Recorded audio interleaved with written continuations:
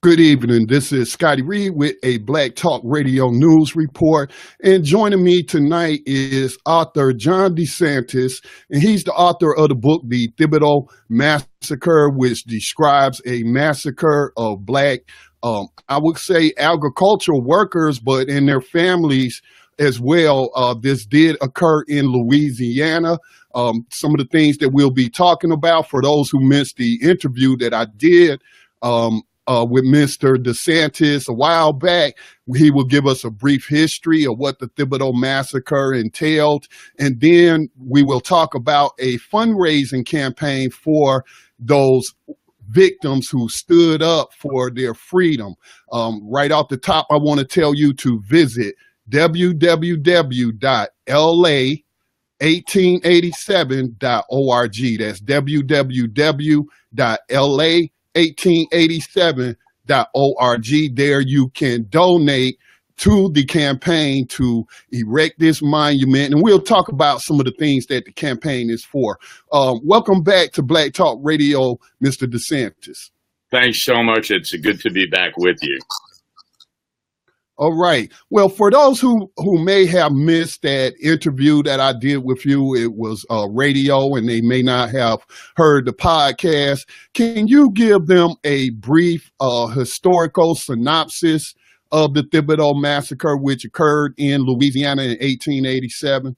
Absolutely. There was in 1887 in South Louisiana a strike of sugarcane workers.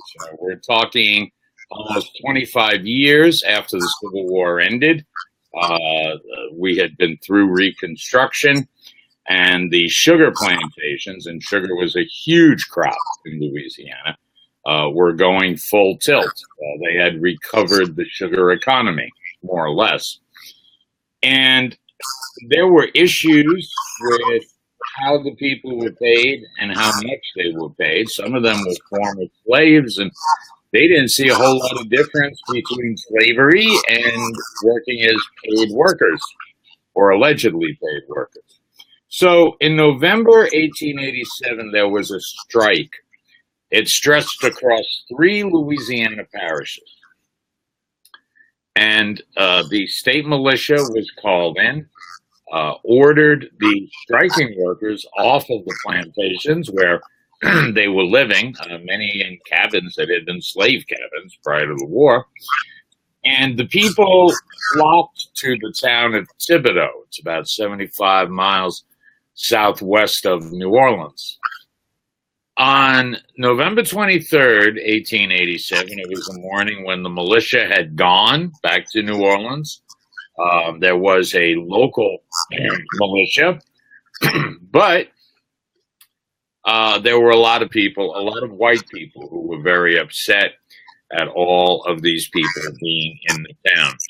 On the morning of November 23rd, 1887, roughly after dawn, there was a incident involving some shots fired that hit 2 of the guards, civilian guards, who were keeping the town closed, keeping everybody from getting in or getting out. And when that happened, the violence really began. That was when white mobs, some numbering 50 or 60 with guns, started banging on doors, ordering people out of houses as they encountered black people on the street, began to shoot them. The shooting went on for about 2.5 to 3 hours, and we don't know how many were killed. The estimates, the best estimates we've had to work with, tell us about between 30 and 60. We have recovered the names of 8 of the people who were killed. We only have 8 names, however. And nobody was ever brought to justice. There was never any investigation other than a very cursory coroner's inquest involving those bodies. And that is what happened in 1887. And in terms of the media, again, you researched this, you've written a book, again, called The Thibodaux massacre. In terms of the media coverage, if you came across any of the media newspapers, did they kind of participate in whitewashing the Thibodaux massacre? Oh, they not only participated in whitewashing it, what they participated in doing was fomenting it in many instances. The local media were the main purveyors at that time of fear, tremendous fear. They actually went so far, one of the local newspapers ran a story that had run more than 10 years before, back during Reconstruction, when there were armed, authorized black militiamen on the streets of Thibodaux. Okay, so white folks didn't like that a whole lot, and they were very afraid of that. Well, a story about the history of that, in the midst of all of this fear, in the midst of the tension, the newspaper ran that story about that time, which of course led to more problems with the game of telephone. There were rumors that black folks had caches of weapons. This was not true. There were some individuals who did walk around with rifles for self-defense. We know that. We have no record that they used them on anybody. And there were no instances on that day of violence that we know of, other than those two that we mentioned that were wounded, of any white casualties.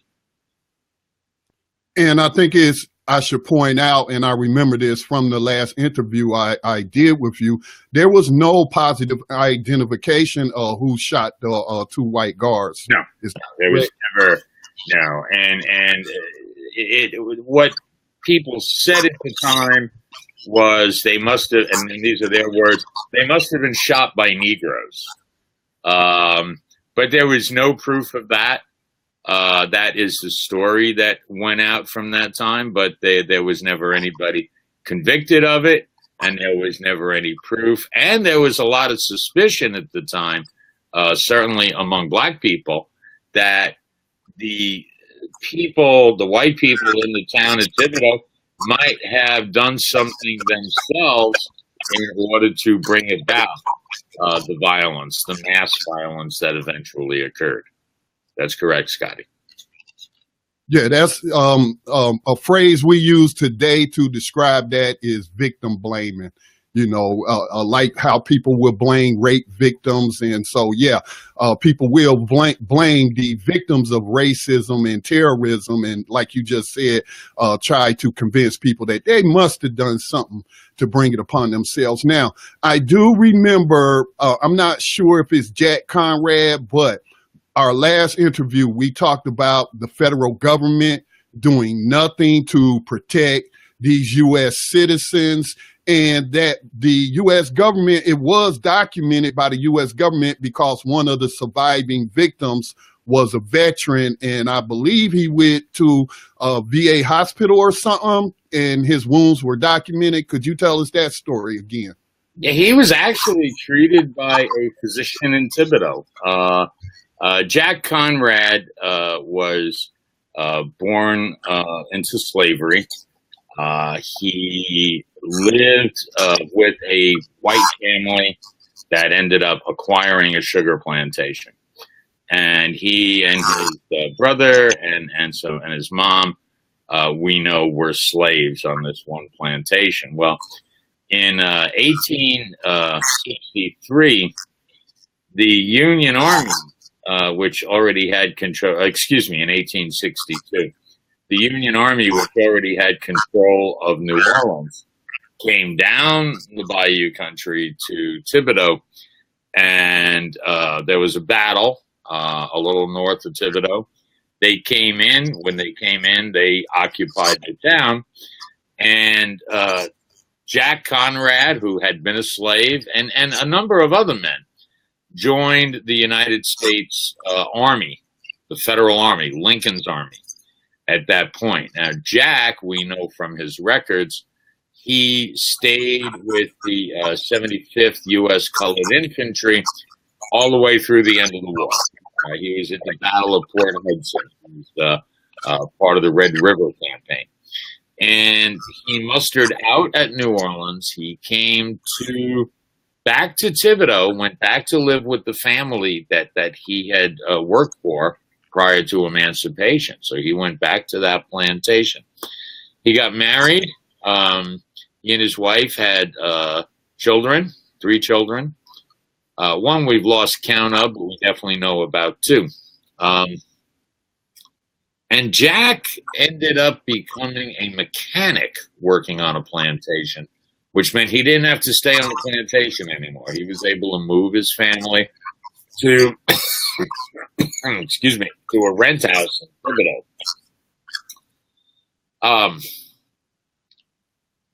In 1890, this would have been 3 years after the Thibodaux massacre, Congress changed the law, and they said if you were a United States Army veteran from that war, and if you couldn't work because of some injury, even if the injury was suffered after the war, that you could file for a pension. It was a small pension, modest pension, but you could file for it. Jack Conrad filed for what they called an invalid pension, and they needed to know what happened. He was able to provide his medical records. They were placed in the file, and he was able to get affidavits,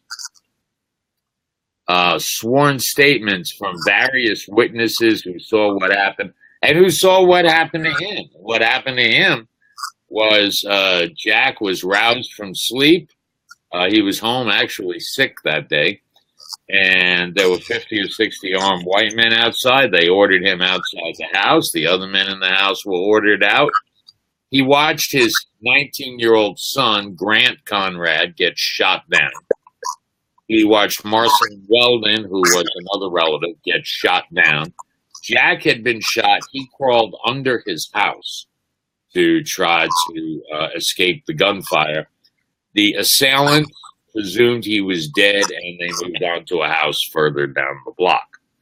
So what we have with this file that is in the National Archives, we were able to piece together the first account from Black people of what happened that day. Up till now has been the victim blaming and the nobody talking and people saying, nah, that never happened. We have the proof. We have it in the sworn statements.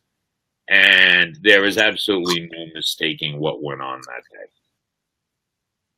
Right. Now, I want to transition to the campaign that you, Mr. Conrad's descendants and others, you have created this website to help raise funds, what's called a recovery project. And again, that's at www.la1887.org.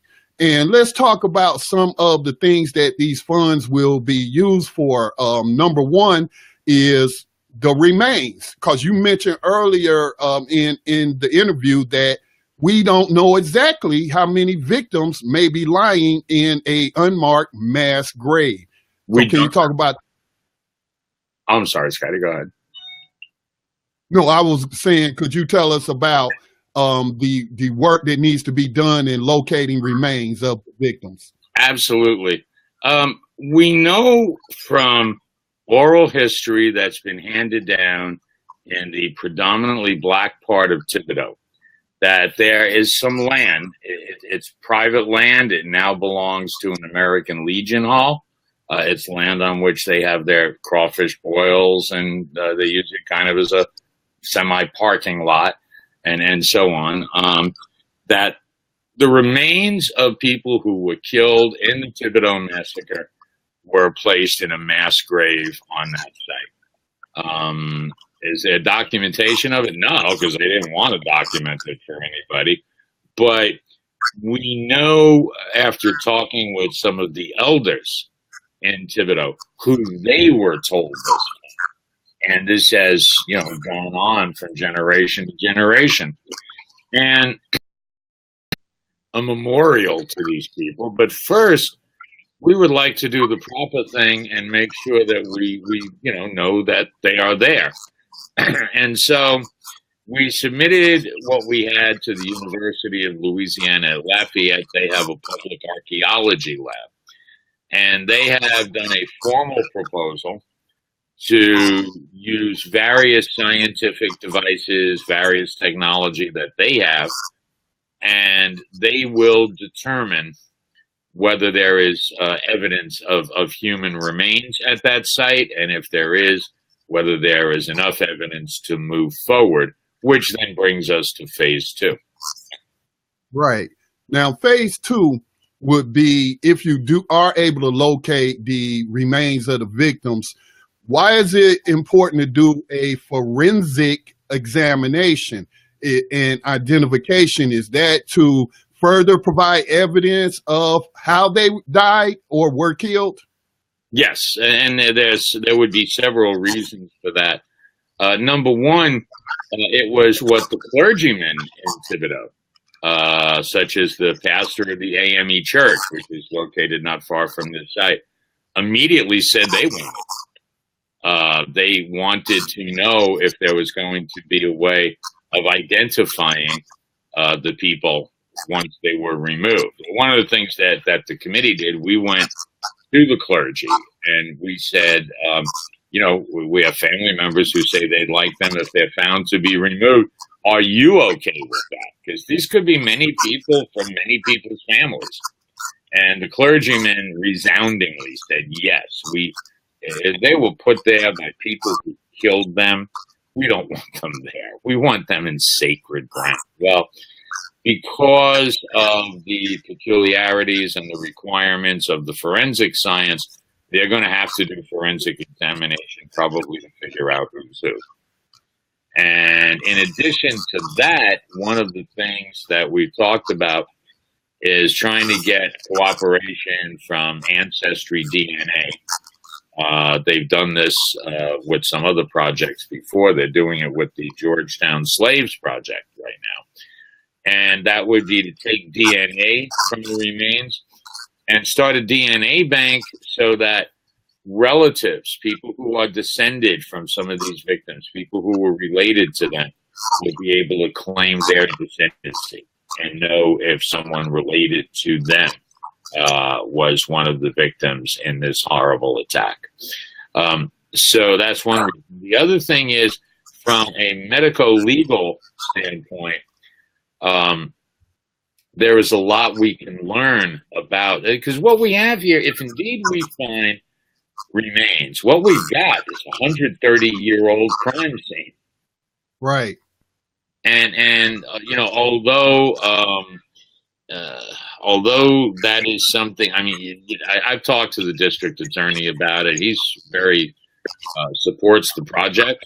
And what I asked him was, I said, well, Mr. Morvant, are we looking at a crime scene or an archaeological site? And he said, well, yes, it would be a crime scene. Yeah, absolutely. He said, however, there is no one that I can prosecute for this now. So, I mean, I can't do anything about it. But everything that we can learn, artifacts that may be with the people, including bullets, including, what killed them and so on. So I think there is a lot to be learned forensically, and I think as we would do today with any other murder, and this is a mass murder, it is important, if we can get the work done, to know everything that we can about what happened that day, because nobody else is talking. Now, in some information you sent me earlier about where they possibly might be located, you mentioned that, and of course we've mentioned that this was a mass grave, probably bodies just thrown on top of each other. These were not regular burials. And you wrote that they were dumped in a place where mules were buried by their killers and a city dump was created on top of them. Can you clarify that for me? Yes.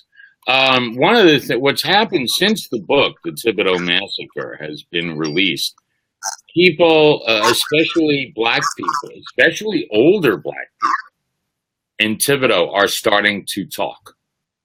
And they're telling us many of the things that they were told by their grandparents. And one of the things that I was told, there was an elder gentleman who was in a barber shop right near the site. And he said, I want to tell you something. He said, you're going to have a hard time with that site. We're trying to find the people. I said, why is that? He said, that's the place where they used to bury the mules. And he didn't know a lot about it. But we started checking that with some other folks in the community. And yes, that had been a site that was used for the burial of mules. At some point, that lot or a portion of it was used as a dump by the city. We don't have an exact year on that. However, in talking with Dr. Mark Reese from ULL, who's going to be heading up the scientific team, he said if that is the case, that may actually make the job easier in terms of location and identification. I would not have thought that, but I'm not the archaeologist. And he says that can help a great deal because it would give a linear sense of how the soil was disturbed during what periods and by what. So we're very optimistic that if there are people there, that we're going to be able to locate them. And once they go to ULL, that's phase 2, then we will have phase 3. Phase 3 is that these individuals will be returned to Thibodaux. They will receive solemn remembrance. And I'm hoping, quite frankly, that everybody in town turns out and comes and prays for these folks. And I would like to see it done in the big civic auditorium, which is a wonderful place for such an event. And if people in Thibodaux are smart, they will be able to do something that will have their town known, not just for this horrendous atrocity, but for the willingness and the fortitude in the 21st century to be people of goodwill and to make it right. Now, I'm sorry, go ahead. Oh, no, go right ahead, Scotty. Well, over the past couple of days, I have been examining the Confederate monument issue that has been, coming up. It started back when Dylann Roof murdered those people in South Carolina in the Emmanuel Historic African Church. We then had a woman by the name of Bree Newsom from North Carolina climb the flagpole at the Capitol in South Carolina to remove the Confederate flag. Now, Condoleezza Rice a few days ago on Fox News and Friends was saying, "Hey, we don't need to remove these monuments to slavers and terrorists and white supremacists. We need those so we know our history." And what came to my mind, Mr. DeSantis, is, well, do Jews need statues and monuments to Hitler and Nazis in order to remember that history? I said more appropriately would be a monument, and I'm saying to myself, more appropriate would be these sort of monuments, which the Recovery Project and the campaign you are involved in, along with the descendants of the victims. That would be a more appropriate monument if we want to remember history. You have any thoughts on that? I agree, and I think that we've had, of course, the monument issue in New Orleans, which is still ongoing. Two monuments have been removed so far, and those monuments. This is one of the situations involving the two separate conversations that occur: white people and black people. And white people look and say, "Oh, there's a guy on a horse, and it was the Civil War, and it was a long time ago." black families have handed down from family to family that what is there is a statue that was put up a little shortly after the time of things like the Thibodaux massacre to Right. to honor what these people called the lost cause. And so, and I will be honest, I have mixed views. I on the one hand, I fully understand the reason the city council wants them taken down. And guess what? They belong to the city council. So if New Orleans feels that those statues don't, make the kind of statement that they want made, then they should come down.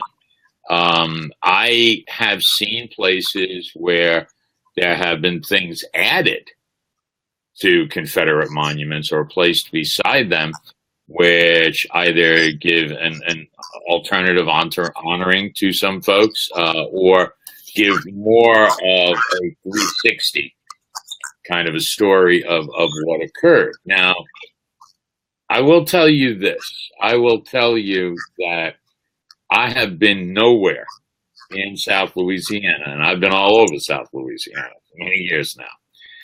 I have yet to see a statue that honors the people who broke their backs loading sugarcane. Big, things, big stalks of cane. People who died,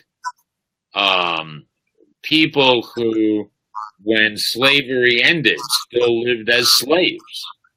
There's not a monument. The closest we have to any monument to those people, and thank goodness, is at the Whitney Museum, which has won awards and won great recognition because it tells the story of the enslaved people in a very good way, in a very special way, in a very sensitive way. Right. But these people who worked in sugar, there is no monument to them. There is no monument to their labor. And yet, the people who are the descendants of some of these people that we know about that died, some of them ended up staying in sugar. That's what they did. So I think two things that are going to be very appropriate if we are successful with this project. And one is that the dead will be casketed and will be buried in sacred ground, number one. That's the most important thing. And number two, that there be some sort of a monument to the victims of this horrific atrocity. And that is something that I think in time we can have. Of course, we're doing it a step at a time. Right now, we're just trying to get the $25,000 that ULL says they'll need to start turning shovels. And that's our first phase. Could you repeat that? What is the amount that you hope to raise? Again, viewers and listeners, you can go to www.la1887.org if you would please like to make a contribution. But what is the target amount that the project is trying to raise to complete this work?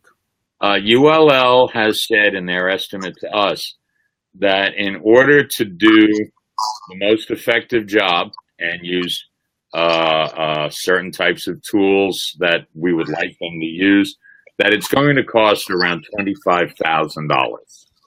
That phase of it, that discovery phase. That's going to involve radiological materials. That's, radar. That's going to involve some turning of dirt. It's going to involve some core sampling. And it's going to involve ULL personnel being there at the scene and doing the work. Well, I would just like to say we have about 18,000 followers on Facebook, another 8 or 10,000 on Twitter. We have about 30,000 visitors a month to our platform, blacktalkradionetwork.com. So it is my hope that all those individuals who tune in, who consume the media, that we produce will at least make a donation of a couple of dollars, because then that will be the 25,000 you need right there. Yeah, that's a great entreaty, Mr. Reed, and I will mention that yes, descendants of Jack Conrad are on the advisory board. We have a multiracial advisory board, and we are a Louisiana corporation, nonprofit.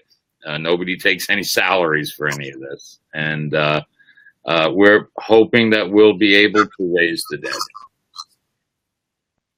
Well, Mr. DeSantis, I want to thank you for documenting this history. Again, the name of the book is The Thibodaux Massacre. Would you like to leave our listeners and viewers with final comments?